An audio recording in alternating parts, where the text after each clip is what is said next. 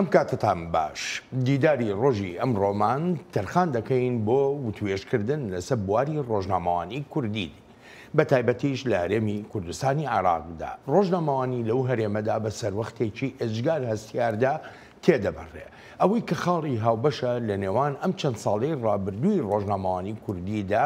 ئەو گلەی و گازەندانەیە کە هەم راپۆرتە خۆجێیەکان و هەم راپۆرتە نێونەتەوەییەکانیش لە بوارەکانی ئازادی ڕاگەیاندن و ئازادی ڕادەربڕیندا دەیکەن. بۆ ئەو مەبەستە ئەمڕۆ لە ئەستودیۆی بەشی کوردی دەنگی ئەمریکا میوانداری نیاز عەبدوڵڵا نووسەر و ڕۆژنامەوان دەکەین. نیاز خانم زۆر سپاس بۆ ئامادەبوونت. با یەکەم پرسیارم لە سەبارەت بە سەردانەکەت بێ بۆ ئەمریکا.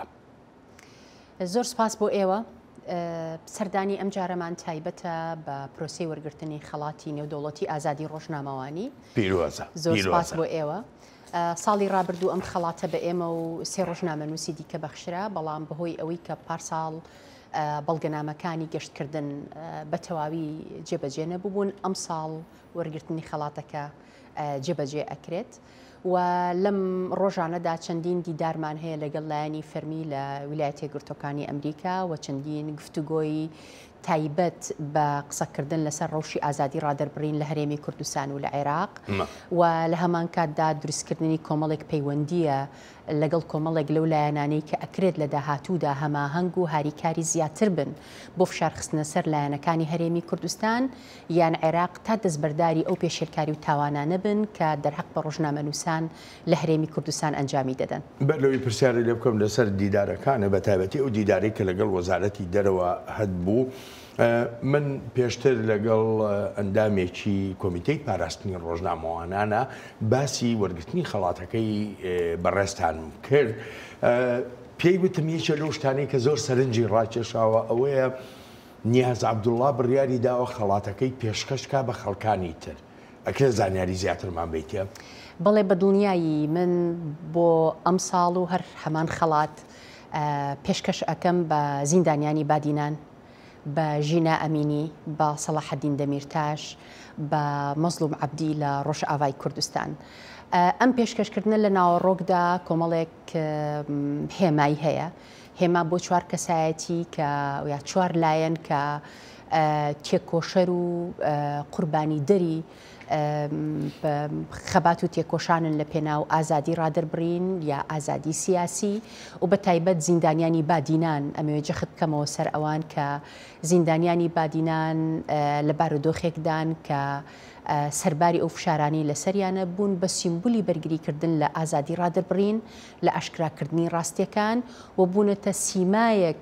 لە هەمان کاتدا بەداخەوە کە حکوومەتی هەرێمی کوردستان لە ئاستی ئەو مامەڵە خەرە خراپ و تاوانکاریەی کە لە ڕێگای بەکارهێنانی دادگا و یاساوە لەگەڵ ئەوان بە ئەنجامی دەگەیەنێت بۆ تۆ پەڵەیەکی ئێجگار ڕەش و دواکەوتنێکی ئێجگار گەورە تەنانەت لە ئاستی ناوخۆ لە ئاستی نێودەوڵەتی تەنانەت لە ئاستی پەیوەندی دیبلۆماسیەکانیش لەگەڵ هەرێمی کوردستان. بۆیە من هەمیشە ئازایەتی زیندانیانی بادینان زۆر زۆر بەرز ئەنرخێنم و سپاسگوزاریانم سەرباری هەموو ئەو هەڕەشە و مەترسیانی کە بە درێژایی چەندین ساڵی ڕابردوو ئەوان لەسەریان هەیان بووە، بەڵام ئەوان ئامادە نەبوون دەستبەرداری بڕوابوون لە گەیاندنی ڕاستی بکەن کە ئەمە کرۆکی یەکێک لە کارەکانی ڕۆژنامەنووسانە. کۆبنەوەیەکە لەگەڵ وەزارەتی دەرەوەی ئەمریکا هەبوو ئەگەر بە هەڵەدا نەچوو بووم ڕۆژی دووشەمەی ڕابردوو بوو. بەڵێ. ئەم پەیامانەت گەیاندە وەزارەتی دەرەوەیان نە؟ بەڵێ لە کۆبوونەوەکەمان بەیەکەوە لەگەڵ تیمی وەزارەتی دەرەوەی ئەمریکا جگە لە قسەکردن لەسەر ڕەوشی ئازادی ڕۆژنامەوانی ئەو بارودۆخە سەختی کە ڕۆژنامەنووسان لە هەرێمی کوردستان پیای تێدەپەڕن بە تایبەت بابەتی دەربازبوون لە سزای ئەو کەسانی کە ڕۆژنامەنووسانیان کوشتووە یان تیرۆریان کردوون، هاوکات جەختی سەرەکیمان لەم گفتوگۆیە قسەکردن بوو لەسەر دۆسیی زیندانیانی بادینان بە تایبەت دۆسیەکانی شێروان شێروانی، گۆهدار زێباری، قارەمان شوکری زەینەدین. ئەم سێ دۆسیەیە تا ئێستا لە بارودۆخێکی ئێجگار خراپدان و زۆر بەداخەوە ئەو جۆرە مامەڵەی کە لەگەڵ شێروان شێروانی و گۆهدار زێباری تا ئێستا کراوە پێمان دەڵێن کە هیچ نیازپاکیەک لەلایەن حکوومەتی هەرێمی کوردستان و پارتەکانی دەسەڵاتەوە نییە بە تایبەت پارتی دیموکراتی کوردستان بۆی کەوامان پیشان بدات ئەو فشارە نێودەوڵەتیە گەورانەی کە لەسەر هەرێمی کوردستان هەن بۆ ئەوەی هەرێمی کوردستان دەستبەرداری ڕێکارە نایاسایی و مامەڵە نایاسایەکانی بێت بخاتە ڕوو هەر بەم بەڵگەیەش هەردوو ڕۆژنامەنووس چەند جارێک بڕیاری ئازادبوونیان بۆ دەرچەوە ماوەی سزای یاسایەکە کە بەسەریاندا سەپێنراوە بە ڕێکارێکی نایاسایی تەواو بوو بەڵام ئەوان ئامادەنین ئەم ڕۆژنامەنووسانە ئازاد بکەن و هەمیشە ڕێکار و چوارچێوەی دیکە دەدۆزنەوە لەو چوارچێوەیەشدا کەسێکی دیکە هەیە قارەمان شوکری زەینەدین قارەمان شوکری زەینەدین لە دوای ئەوەی کە هەر 5 ڕۆژنامەنووسەکە 6 ساڵ سزای زیندانیان بەسەردا سەپێنرا لە ساڵی 2021 لە هەمان کاتدا قارەمان 7 ساڵ سزای زیندانیکردنی بەسەردا سەپێنرا لە زیندانیەکی تەواو نهێنی نائاشکرا لە ناو دەستگای ئاسایش بەبێ ئەوەی دەرفەتی پێ بدرێت هیچ پارێزەرێکی هەبێت بەرگری لە خۆی بکات ئەم هەموو درێژکردنەوەی دەستگیرکردن و یاخو سەرکۆنەکردنی ڕۆژنامەوانان و سەرکوتکردنی ڕۆژنامەوانان زۆر جار بە ناوی پاراستنی ئاسایشی نیشتیمانیەوە دەکرێن یعنی ئێستاش بۆ نمونەیەکە لەو دۆسە نوێیانەی کە کەوتۆتە ناوانەوە دۆسەی ناڵە سوپەرە ئەویژ ینی وەکو ئەوەندەی ئاگاداری مەبێ دیسان تاوانی لە پەیوەندی بە ئاسایشی نیشتیمانیەوە خراوەتە سەریان ئاسایشی نیشتیمانی چی دەگرێتەوە لەو هەرێمەدا؟ زۆر سپاس بۆ ئەم پرسیارە کاک بەڵێن لەبەرەوەی ئەمە یەکێکە لە کڕۆکی ئەو کێشانی کە ڕۆژنامەنووسان خەڵکێکی ڕخنەگیر بەهۆیەوە تۆمەتبار دەکرێت لە هەرێمی کوردستان ئاسانترین شت ئێستا بدرێتە پاڵ ڕۆژنامەنووسان بەرگریکارانی مافەکانی مرۆڤ چالاکوانانی نێو ڕێکخراوە مەدەنیەکان تۆمەتبارکردنیانە بە تێکدانی ئاسایشی نیشتیمانی لە کاتێکدا ئەو چەمک و بەهایە یا ئەو بیانوانەی بۆ تێکدانی ئاسایشی نیشتیمانی لەلایەن دەسەڵات لە هەرێمی کوردستان و لە عێراقیش بەکاردەهێنرێن بۆ خۆی پێچەوانەی ناوەڕۆکی ئەو مامەڵانەیە کە حکوومەتی عێراق و هەرێمی کوردستان لە ناوخۆی وڵاتەکە ئەنجامی دەدەن لەگەڵ وڵاتانی دیکە واتە کارەکانی ئەوان دەچێتە چوارچەوەی تێکدانی ئاسایشی نیشتیمانیەوە نەک کاری ڕۆژنامەنووسان و بە پێچەوانەوە ئەوەی کە ڕۆژنامەنووسان وەک بەها بەرگری لێ دەکەن لە بەرگریکردن لە ئاشکراکردنی ڕاستیەکان بەرگریکردن لە پرەنسیپەکانی مافەکانی مرۆڤ و ئاشکراکردنی دۆسیەکانی گەندەڵی هەموو ئەمانە دەچێتە چوارچێوەی ڕێزگرتن لە بەهاکانی دیموکراسی و ئێمە ئەزانین بەبێ چاودێریکردنی میدیا لە هیچ پرۆسەیەکی سیاسیدا کە ئەم چاودێریە ون بوو لەلایەن ڕۆژنامەنووسانە ناتوانانی بڵیت پرەنسیپەکانی دیموکراسی لە وڵاتەدا جێبەجێ دەکرێن واتە ئەمە بووە بە بیانوویەک بەدەست دەسەڵاتی هەرێمی کوردستانەوە خەڵک خۆپێشاندانەکات داوای موچەی خۆیەکە حکوومەتی هەرێم تۆمەتباریانەکە یا بەرپرسانی دەستگا حزبەکان پیانەڵێن ئێوە ئاسایشی نیشتیمانی تێکەدەن لە کاتێکدا خەڵک لە هاژاریدا لە نەداریدا لە بارودۆخێکی سیاسی مەترسیدار دەژی و لە هەمان کاتدا تەنانەت ئەو کەسانی کە وەک ڕۆژنامەنووس دۆسیەکانی بۆمبارانی کۆماری ئیسلامی ئێران و دەوڵەتی تورکیا ئاشکرا ئەکەن بەمانیش ئەوترێت خەڵکانێکە ئاسایشی نیشتیمانی تێکەدەن لە کاتێکدا گوندەکانی هەرێمی کوردستان ژێرخانی ئابووری هەرێمی کوردستان ژینگەی هەرێمی کوردستان وێرانە بێت ئەی ڕۆژنامەنووس ئەگەر ئەرکی ئاشکراکردنی ڕاستیەکان نەبێت بە ڕێکارێکی دروست لە ڕێگای دەربڕین و نووسین و میکانیزمەکانی گەیاندنەوە کاری چیە بۆی ئەمەی حکوومەتی هەرێمی کوردستان دەیکا زیاتری لە تۆمەتی خیانەتی نیشتیمانی بۆ ڕۆژنامەنووسان دروست کردووە تەنانەت هەفتەیەک پێش ئەوەی کە زیندانیانی بادینان دادگایی بکرێن سەرۆکی حکوومەت لە کەناڵەوە تۆمەتێکی زۆر ناڕەوا و ناڕاستی خستە پاڵ ڕۆژنامەنووسان وتی ئەم ڕۆژنامەنووسانە سیخوڕیان بۆ وڵاتان کردووە ئەمە هەمان تۆمەتەکە دوو دەوڵەتی نادیموکراسی وەک ئێران و تورکیا بەردەوام لە بەرامبەر ڕۆژنامەنووسانی بیانی یا ناوخۆ بەکاری ئەهێنن لە وڵاتەکانیان دووەم ببوورە کات بەڵێن دۆسیەی تەقانەوەی کۆنسوڵخانەکان چەندین دۆسییان بۆ دروستکرا تەنانەت دادگا ئەو تۆمەتانی سەرۆکی حکوومەت دروستی کرد لە دادگاشدا ناوی نەهات بۆیە بەداخەوە دادگاکان کەوتونەتە ژێڕکێف و ئاسایشی نیشتیمانی بەهای نیشتیمانی لە دەستداوە بۆیە بۆ تەکەرستەیەک بەدەست حزبەکانەوە بۆیە تا ئێستا هێزێکی نیشتیمانی تەواومان نییە لە چوارچەوەیەکدا مامەڵە بکات لەگەڵ ئەم دۆسیانە باشە نیاز خانم ئەمانی هەموو کە جەنابەت باسی دەکەی و زۆر ڕۆژنامەوانی تریش لە هەرێمی کوردستانی عێراقەوە بە هەمان شێوە باسی یەکەن ئەمە شتێکی بە بەرنمەیە لەلایەن دەسەڵاتەوە لە هەرێمی کوردستانە بکرێ یاخود کەم تەرخەمیە جۆرێکە لە تێنەگەیشتن لە ئازادیەکانی ڕاگەیاندن ئازادی ڕادەربڕین کەم و کوڕیە لە بەجێگەیاندنی یاساکانە چییە ینی بەلای تۆ هۆکارەکە؟ هەوڵە دەم ئەم پرسیارە زۆر بە کورتی وەڵام بدەمەوە بەڵام وەڵامی زۆری پێویستە لە ناوەڕۆکدا لە ساڵانی 90ەکان لە دوای ڕاپەڕینی هەرێمی کوردستان ئەمانتوانی بڵێن ئێمە ئەزمموی حکومڕانیمان نییە بۆ یەکەم جارە کورد لە عێراق کورد لە باشووری کوردستان ببێتە خاوەن حکومڕانیەک و ئێمە هاتینەوە بەسەر میراتێک کە میراتی بەعز بوو دامودەستگای بەعز بوو ئێمە بەکارمان هێنانەوە لەسەر یاساکانی عێراق دووبارە هەوڵماندا هەرێمی کوردستان بنیاد بنینەوە ئەو کاتە ئەمانتوانی بڵێن ئەمە لە دەرەنجامی نەزانینەوەیە بەڵام دوای ئەوەی ئێمە چوینە دوای قۆناغی ڕووخانی ڕژێمی بەعس و سەدام حسێن دوای ئەوەی کە کرانەوەیەکی گەورە ڕوویدا دوای ئەوەی کە بووینە خاوەن دەستوری نوێی عێراق وە کورد مافەکانی چەسپا بنەماکانی دیموکراسی کۆمەڵێک بنەمای دیکەی گردوونی لە نێو یاساکەدا چەسپان سەرباری کۆمەڵێک کەمە کورتی و سەرنج هەرێمی کوردستان کرانەوەی بەخۆیەوە بینی یاسای کاری ڕۆژنامەگەریمان هێنایەکایەوە یاسای دەستخستنی زانیاری یاسای ڕێخستنی مافەکانی خۆپێشاندان یاسای ڕێکخراوە حکوومیەکان یاسای بەرەنگاربوونەوەی توندوتیژی خێزانی کاک بەڵێن ئەم یاسایانە سەرباری سەرنجەکانمان لەسەری لە باشترین یاساکانی ڕۆژهەڵاتی ناوەڕاست بوون بەراورد بە وڵاتەکانی دیکەش و تەنانەت عێراقیش بەڵام لە هەمان کاتدا هەرێمی کوردستان و پارتەکانی دەسەڵات بە تایبەت پارتی دیموکراتی و یەکێتی نیشتیمانی کوردستان کاتێک کەزانیان ئەم کرانەوەیە لە زەرری ئەوان کۆتایی پێدێت خەڵک باز لە دۆسینەوتەکە ڕاستیەکان ئاشکرا ئەکرێن خەڵک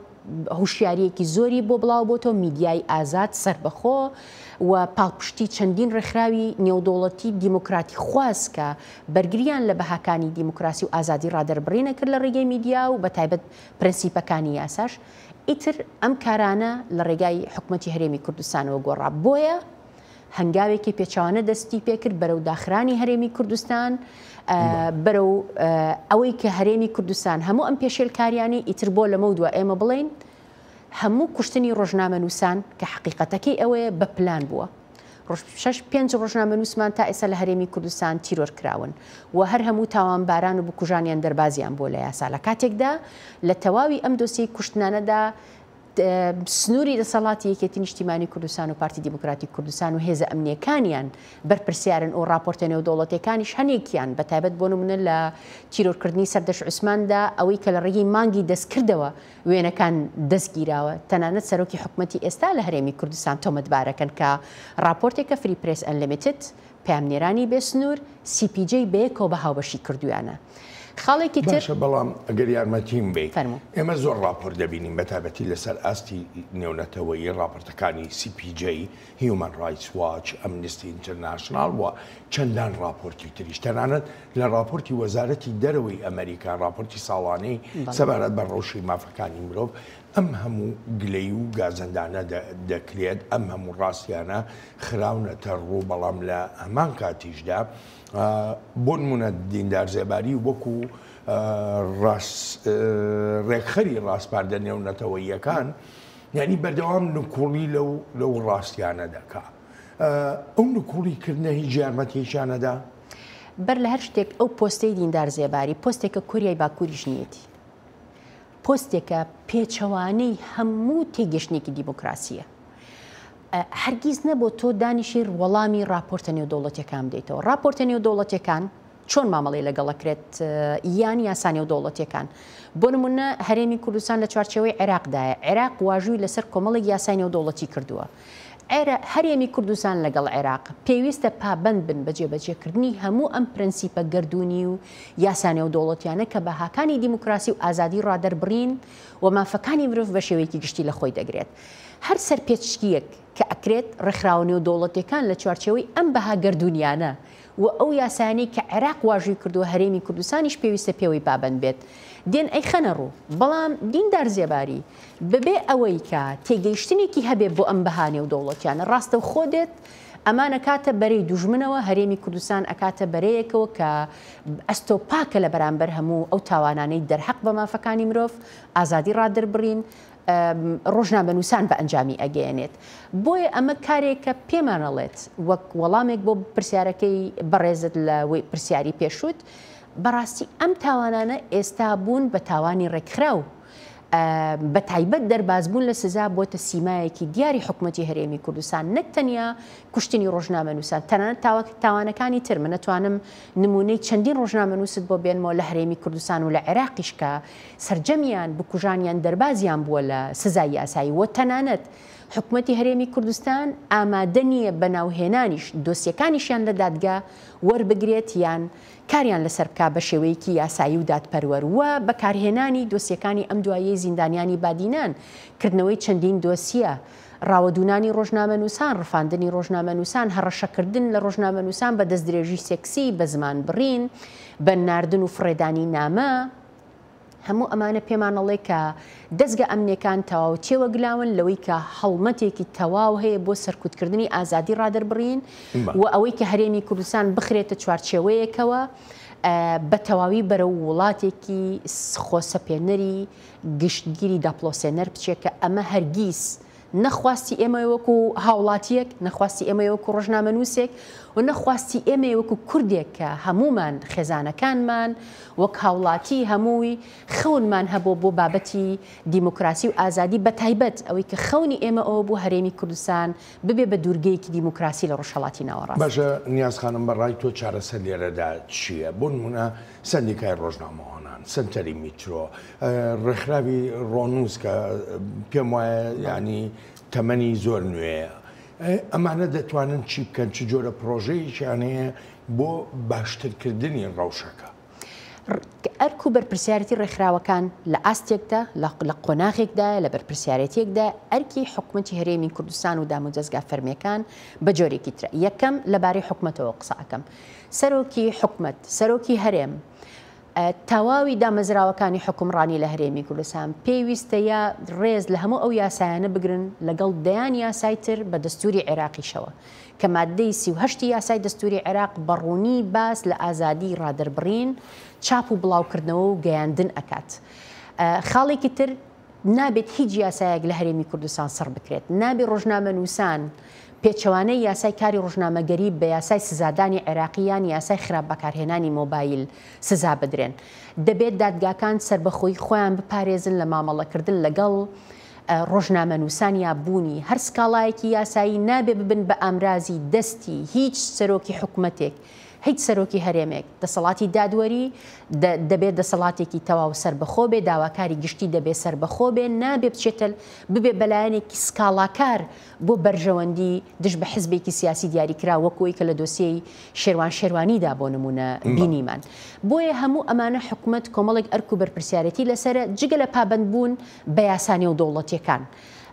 هەموو ئەم لایەنانە ئەمە ئەکرێ بڵین دەستپێکی قورتاربوونە لە قۆناغێکەوە کە ئەکرێ پێ بڵێن قۆناغی دادپەروەری ڕاگوزەر. ئەکرێ قۆناغی دادپەروەری ڕاگوزەر دەست پێ بکرێت لە هەرێمی کوردستان کە هەرێمی کوردستان و تەنانەت عێراقیش بە هیچ جۆرێک قۆناغی دادپەروەری ڕاگوزەری بەمانە قوڵەکەی یا جێبەجێکردنەکەی نەبینیوە. دەرحەقت بە سندیکای ڕۆژنامەنووسان، سنتەری میترۆ، ڕۆنووس یا ڕێکخراوەکانی دیکە، ڕێکخراوی ئازادبوون یا ستاندەر یان ستۆپ، دەیان ڕێکخراوی زۆر زۆر باشی دیکە لە هەرێمی کوردستان هەمویان هەن کە لە ناوەڕۆکدا هەمویان کار بۆ دۆسی ئازادی ڕادربڕین مافەکانی مرۆڤ بەهاکانەکەن. ئەمان پێویستە یەکەم نەکەونە ژێرباری هیچ حزبێکی سیاسیەوە. پێویستە سربەخۆی خۆیان بپارێزن ئەم ڕێکخراوانەوە بەردەوام بن لە تۆمارکردنی پێشێلکاریەکان. بەداخەوە زۆر جار سندیکای ڕۆژنامەنووسان بەهۆی ئەو دەستێوەردانە حزبیەی کە لە دابشکردنی پۆستەکاندا هەیە لە بنەماوە ئەکرێ بڵێن ئەم هێزە سیاسیانە مەفهوم و ناوەڕۆکی سندیکایان تێکداوە، نەکرد سندیکای ڕۆژنامەنووسان. تەواوی سندیکا پیشەوەریەکانی تر دەستێوەردانی حزبی تێدایە. بۆیە پێش هەر شتێک پێویستە دەستی حزب لە تەواوی سندیکاکان و سندیکای ڕۆژنامەنووسانیش دەربکرێت سەرباری ئەوەی کە من هەمیشە راپۆرتەکان بەرز ئەنرخێنم کاتێکە پێشێلکاریەکان تۆمارەکەن ئەمە هەنگاوی گرنگە بەڵام نابێ پێشێلکاری بەو جۆرە سیر بکرێت تاوانی یەکێتی لە سنووری یەکێتی سەیری بکە سندیکای ڕۆژنامەنووسانی سلێمانی بە تاوانی نەزانێ پارتی لە هەولێر تاوانێ بکە سندیکا بە تاوانی نەزانێ پێویستە هەموو تاوانێک پرەنسیپ هەبێت بۆی هەموو پێشێلکاریەک پرەنسیپ هەبێت بۆی دووەم ئەوان جەخت بکەنەوە لەسەر جێبەجێکردنی یاساکاری ڕۆژنامەگەری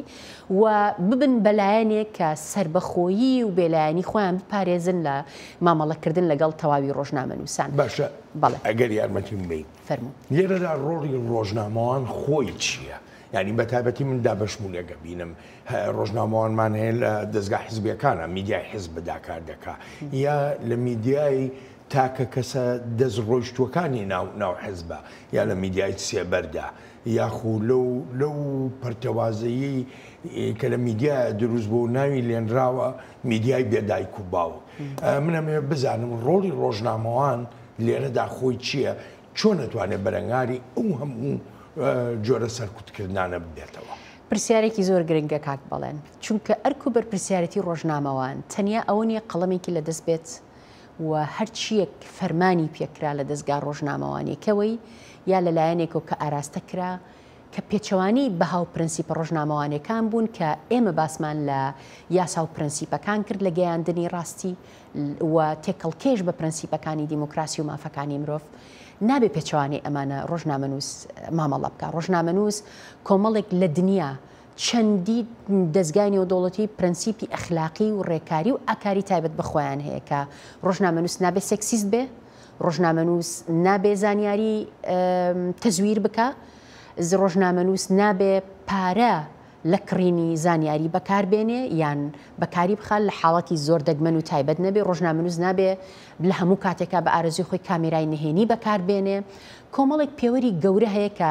هەندێکیان لە یاساکانی هەرێمی کوردستاندا شوێنیان کراوەتەوە بۆیە ڕۆژنامەنووس پێویستە لەو چوارچێوەیەدا ئەم بەرپرسیارەتیە بپارێزێ ئەوەی ئێستا لە هەرێمی کوردستاندا هەیە وای لێ هاتووە تا ڕادەیەک پسپۆری ڕۆژنامەوانی و پرۆفشناڵی لە ئاستێکی بەرزدا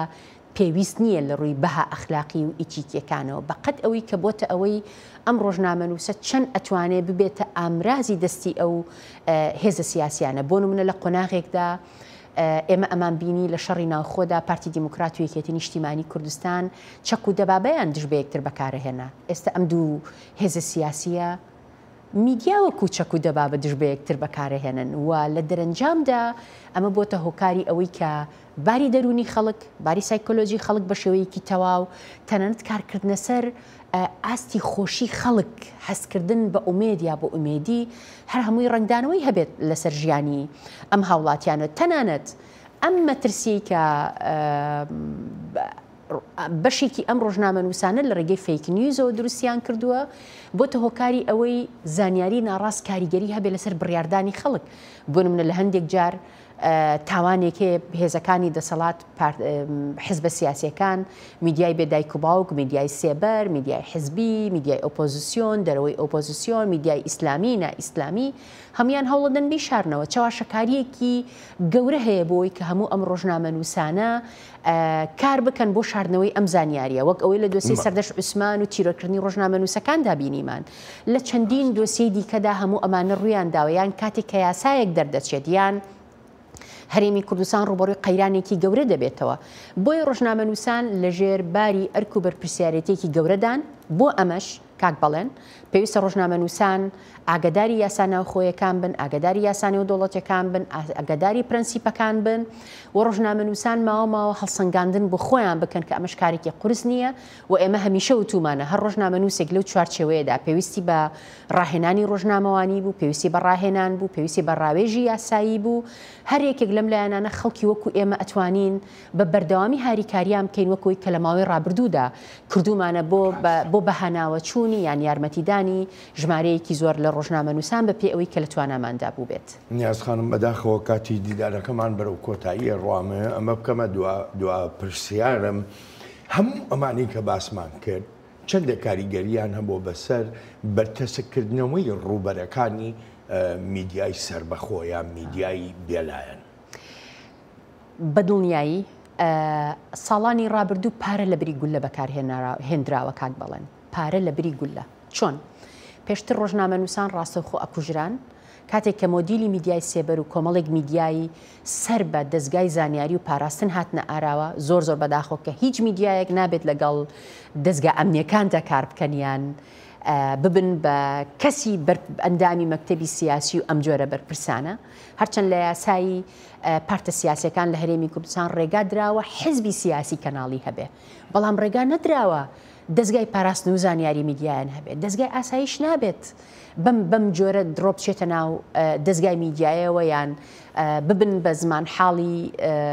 کۆمەڵێک دەستگای ڕۆژنامەوانی لەم شتانەدا پرەنسیپی نیشتیمانی پێویستە لە گەیاندنی زانیاریەکان ئەگەر دەستگا ئەمنیەکان هەیەیان بێت پێویستە ڕەچاو بکرێن بۆیە هەموو ئەمانە کاریگەری کردوتە سەر بەرتەسکردنەوەیەکی فراوانی ئازادی ڕادەربڕین تەنانەت هەندێک خەڵک هاوڵاتی کاتێک کە چاودێری میدیاکان دەکەن وەکو وەرگری پەیامی میدیاکان دەڵێن هەرێمی کوردستان بۆ بە زیندانێکی گەورە هەمومان لە ناو زیندانێکدا دەژین و زیاتر لەوە من ئەڵێم هەرێمی کوردستان و عێراق بوون بە دۆزەخێک بۆ ڕۆژنامەنووسان و کاری ڕۆژنامەوانی چونکە بە مانایەک یاساکان بە تەواوی بەرەو بەرتەسک بوونەوە جێبەجێنەکردن ڕۆیشتون خاڵی دووەم ئەم تاوان و پێشێلکاریانە لە خاڵێکدا ناوەستێ بەردەوامە دادگاکان بۆ تۆڵەکردنەوە بەکارهێنرێن ئێمە دژی بەکارهێنانی دادگاکانین بە ڕێکاری یاسایی ئەڵێن هەر کەسێک سکاڵای هەبێت ڕۆژنامەنووسیش شیاوی ئەوەیە کە تاوانەکانی بڵاوکردنەوە ئەنجام بدا بە پێی یاسا بەڵام بۆ ئەمە ڕێکاری یاسایی هەیە ورن پەنابەرنەبەر یاسا بەڵام بەمەرامی تۆڵەکردنەوە دژ بە ڕۆژنامەنووسان بەکاری نێنن بۆیە میدیا لە هەرێمی کوردستان پێویستی بە پێداچوونەوەیەکی زۆر گەورە هەیە پێویستی بەوەیە کە ڕۆژنامەنووسەکان ئامادە بن بۆ لەمە دووە لەگەڵ ئەو بەها گەورە نێودوڵەتیانی کە لە دنیادا بەڕێوە دەچێت و جەختی لێ دەکرێتەوە ئەمان ئامادە بن ئەم بەهایانە وەرگرن ڕاستە پارە بژێوی داهات هەموو ئەمانە گرنگن بۆ مرۆڤ بەڵام لەوە گرنگتر ئەوەیە کە تۆ بە پێی چ پرەنسیپێک کارەکەی ئەگەر دکتۆرێک مەترسی هەبێت لەسەر تەنیا یەک نەخۆشێک بۆی ژیانی بخاتە مەترسیەوە زانیاریەکی هەڵەی ڕۆژنامەنووسان ئەکرێت کۆمەلگایەک بەیەکدادان و شەڕ دروست بکات هەرچەنە گوتم دووە پرسیارم بەڵام زۆر بە کورتی وەڵامی ئەمە بدەرەوە نیاز عەبدوڵڵا وەکو ڕۆژنامەوانێکی خاوەن ئەزمون وەکو چالاکوانێکی ینی خاوەنی ئەزمونێکی ئەجگار بەرفراوە چەندێک گەشتبینی بەوەی کە ئەم ڕەوشە چاک بێە ئەو پێداچوونەوە گەورەی کە جەنابەت باسیەکەی ئەو پێداچوونەوەیە بکرێ زۆر بە کورتی تکایە ئازایەتێکی زۆرمان پێویستە ڕێگایەکی زۆر سەختمان لە پێشە ناوەستین بەردەوامە بین چونکە وەستان لە خاڵێکدا واتە گەڕانەوەیەکی زۆر فراوانترە بۆ دواوە تەسلیم بوون و قبولکردنی ئەو واقع مەترسیدارەیە کە هەیە نیاز خانم زۆر سپاس دەکەم بۆ تەواوی تێبینی سەرنجەکانت سپاس و پێزانین زۆر سپاس و پێزانین و ئەم خەڵاتەی من پێشکەش بە ئێوە بە ئازایەتی ئێوە هەموو ڕۆژنامەنووسانی هەرێمی کوردستانی سپاس دەکەین ئەلبەتە ئازیزانم سواسی بێپایانم بۆ ئێوەی خۆشەویستە کە تا ئێستا لەگەڵماندا بوون تا دیدارێکی نوێ هەر لە خۆشیە جێتان بێڵی